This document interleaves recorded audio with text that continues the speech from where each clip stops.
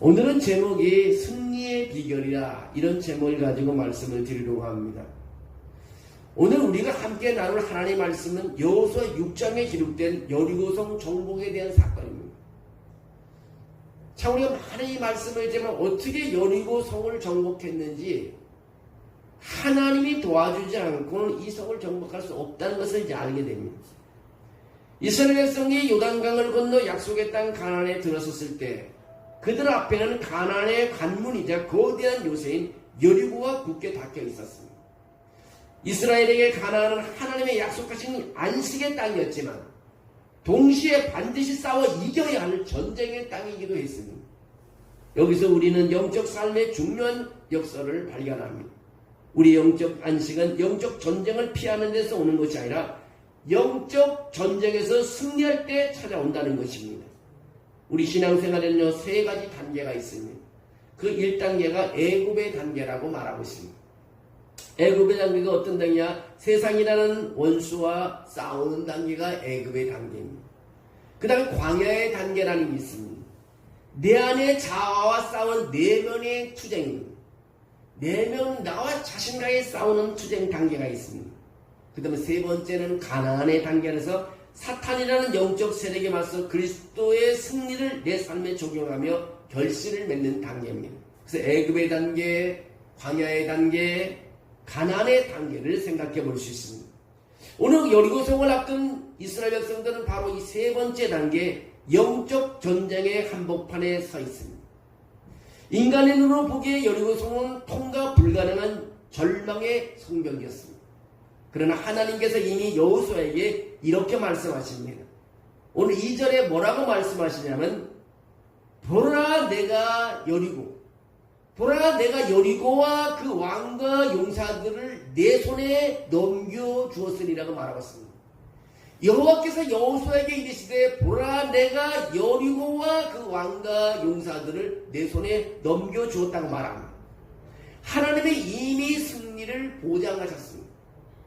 그렇다면 거대한 영적 대작전의 첫 걸음인 여리고성 앞에서 하나님이 요구하신 승리의 비결이 무엇입니까? 절대로는 절대적인 순종이라는 것입니다. 하나님의 일을 하나님의 방식대로 행해야 되지 하나님의 방식대로 하지 않으면 이길 수가 없습니다. 여리고 성을 정복하기 위해 하나님께서 내리신 행군 명령은요, 인간의 상식을 뛰어넘습니다. 무장한 군대와 양각 나팔을 든 7제사장, 언약궤와 그리고 백성들이 줄을 서서 엿새 동안을 매일 한 바퀴씩 7째 날에는 성을 7번 돌라고 하셨습니다. 군사적 상식으로는 비할 데 없이 어리석게 보이는 방식입니다. 어떻게 성을 정복하려면 공격을 하든가 또 사다리를 놓고 올라가든가 했는데 성을 돌기만 하라는 겁니다.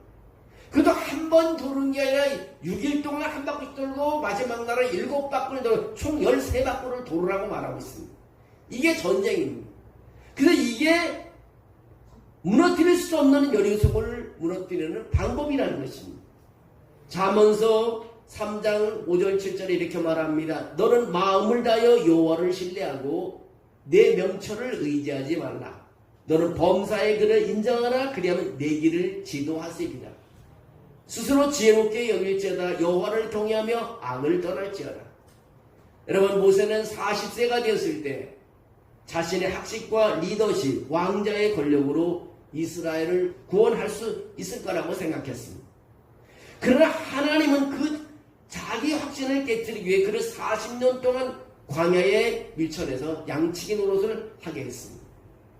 80세가 되어 나는 입이 뻣뻣하고 혀가 둔한 자라 아무것도 할 수 없다고 모세가 고백을 합니다. 스스로 자기 자신을 낮추는 것을 보게 됩니다. 비로소 하나님은 당신의 방식대로 모세를 이제 승리할 수 있는 것으로 사람으로 맡기게 됩니다. 모세가 낮아졌을 때, 겸손해졌을 때 모세를 다시 들어서 쓰는 것을 보게 됩니다. 내 경험과 인간적인 수단을 내려놓고 하나님의 말씀에 내 생각을 복종시키는 것, 이것이 영적 전쟁에 승리하는 첫걸음이라는 것입니다. 그래서 우리는요, 절대적인 순종이 필요하다는 것입니다. 두 번째는요, 침묵의 훈련이 필요하다는 것입니다. 이제 불평을 그치고 하나님이 일하시게 해야 된다는 것입니다. 계속 우리가 불평을 하면 하나님이 일을 하지 않는다는 것입니다. 하나님의 명령 중 가장 독특한 점은 바로 침묵이었습니다. 여호수아 오늘 6장 10절에 그렇게 말합니다. 여호수아가 백성에게 명령하여 이르되 너희는 외치지 말며 너희 음성을 들리게 하지 말며 너희 입에서 아무 말도 내지 말라고 그렇게 말하고 있습니다. 여러분, 명령을 하는데 침묵을 지키라는 것입니다. 여호수아가 백성에게 너희는 외치지도 말며 너희 목소리를 들리게 하지도 말며 너희 입에서 아무 말도 내지 말라고 말합니다. 이스라엘의 옛 세대는요, 광야 40년 동안 작은 어려움만 만나도 불평했습니다. 그 불평이 그들을 무너뜨렸습니다. 만약 이번 행진에서도 백성들이 말을 할 수 있었다면 불평과 의심의 말이 퍼져 공동체의 믿음을 마비시켰을 것입니다. 아니, 어떻게 여리고성을 무너뜨리는데 성을 돌기만 하라는 겁니까? 이건 말이 되지 않습니다고 불평하고 순종하지 않았더라면 여리고성은 무너지지 않았다는 것입니다. 고린도후서 10장 4절 5절이 그렇게 말합니다. 우리의 싸우는 무기는 육신에 속한 것이 아니요 오직 어떤 견고한 진도 무너뜨리는 하나님의 능력이라고 말하고 있습니다.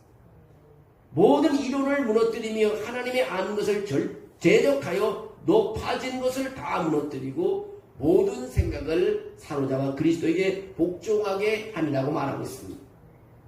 미디안 군대에 12만 5천 명에 맞서 기드온은 3만 2천 명을 모았을 때 하나님은 백성이 너무 많다며 인원을 줄이라고 말합니다. 결국 남은 것은 300명 뿐이었습니다. 인간의 행과 소리를 빼고 오직 하나님만 바라보게 하기 위해서 300명만 남겨놨습니다. 그들이 햇불과 항아리, 나팔이라는 무기 같지 않은 무기로 나갔을 때 하나님이 그들 대신 친히 싸워주었습니다. 우리의 가장 강력한 무기는요, 인간의 외침이 아니라 내 불평을 잠재우고 주님의 인재만 바라보는 무릎의 기도와 잠잠한 순종이 기적을 나타낸다는 것입니다.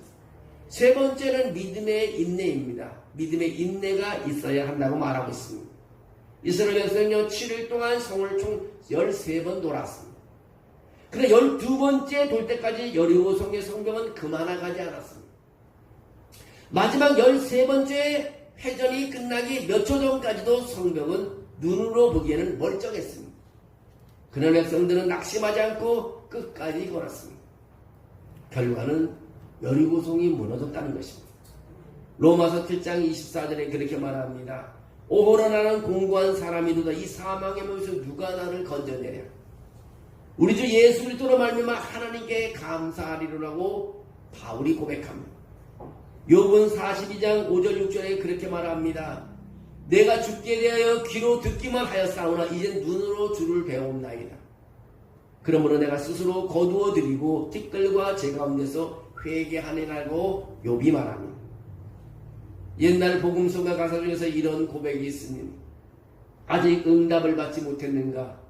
아니라 거절당했다고 말하지 말라.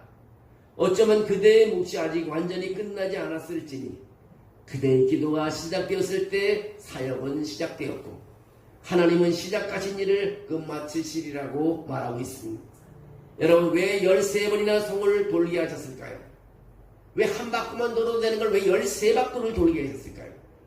성을 반복해서 바라며 내 힘으로 이 성을 무너뜨릴 것이 완전히 불가능하다는 자아의 절망에 돌아가기 위함입니다. 자기 사람의 힘으로 안 된다는 걸 보여주기 위해서 계속 돌게 했습니다. 내가 무언가를 할 수 있다고 생각하는 동안에는 주님의 능력이 나타나지 않는다는 것. 내가 할 수 있다고 생각하면 주님은 도와주지 않는다는 것입니다. 내 한계를 인정하고 하나님을 의지할 때 초자연적인 권능이 임한다는 것입니다. 여러분, 그리스도 안에서 이미 얻은 승리를 우리는 선포해야 됩니다. 마침내 7째 날 백성들이 믿음으로 순종하여 외쳤을 때 여리고성은 순식간에 무너져 내렸다는 것입니다. 요한복음 16장 33절에 그렇게 말합니다. 세상에서는 너희가 환난을 당하나 담대하라. 내가 세상을 이겼노라고 말하고 있습니다. 히브리서 11장 믿음장이죠. 히브리 11장 30절에 그런 말이 있습니다. 믿음으로 돌았다는 것이죠.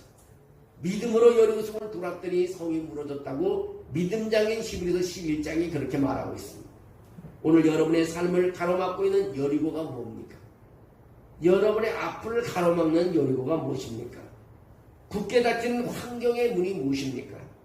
아니면 도저히 바뀌어지지 않는 나의 자아와 연약함이 도대체 무엇입니까?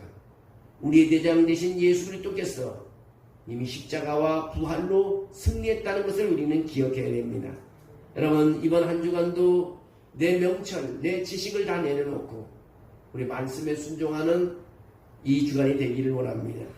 이제 불평을 그치고 침묵으로 기도하는 시간이 되어야 됩니다. 응답이 더디 보여도 끝까지 완주하는 믿음의 인내를 가져야 됩니다. 우리 믿음의 인내, 믿음을 가지고 인내할 때 하나님의 친히 여러분의 삶의 여리고를 무너뜨려 준다는 것입니다. 총칼로 여리고를 무너뜨린 그 다음에 대포도 없었습니다. 그냥 돌기만 했다는 것입니다. 여러분, 우리도 도는 삶, 믿음의 사람들과 함께 우리가 기도하고 침묵할 때 우리의 마음속에 기도가 이루어지는 여리고성이 무너지지 이루어지는 순간순간이 될 줄로 믿습니다.